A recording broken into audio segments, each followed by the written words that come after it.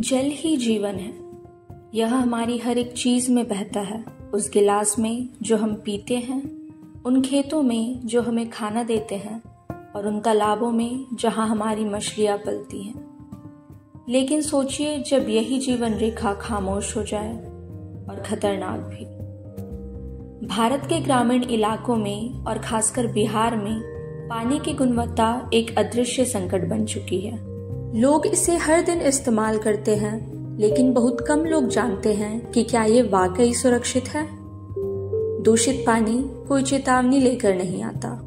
ये दिखने में अलग नहीं लगता, लेकिन चुपचाप सेहत को नुकसान पहुंचाता है, आजीविका को तबाह करता है और पूरे समुदाय को प्रभावित करता है।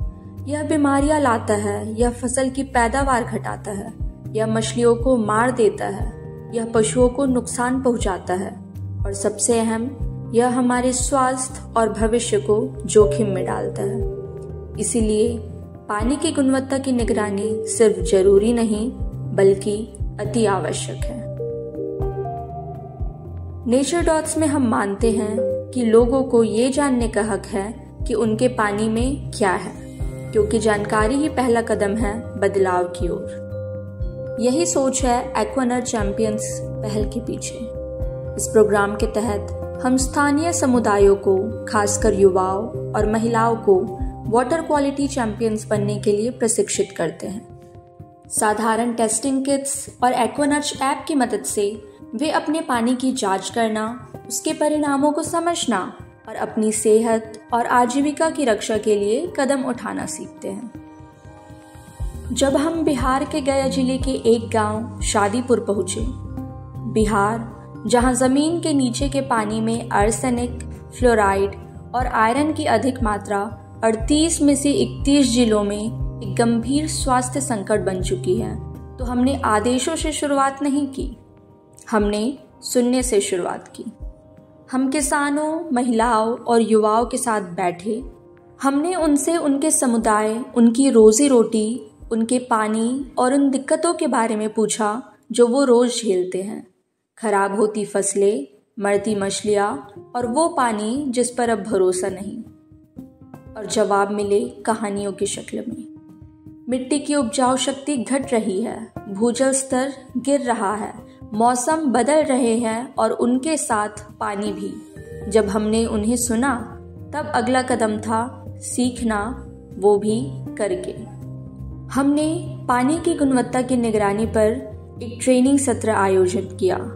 हमने बताया कि पानी की गुणवत्ता क्यों ज़रूरी है, सिर्फ पीने के लिए नहीं, बल्कि खेती के लिए, पशुओं के लिए, मछलियों के लिए और पोल्ट्री जैसे छोटे व्यवसायों के लिए भी।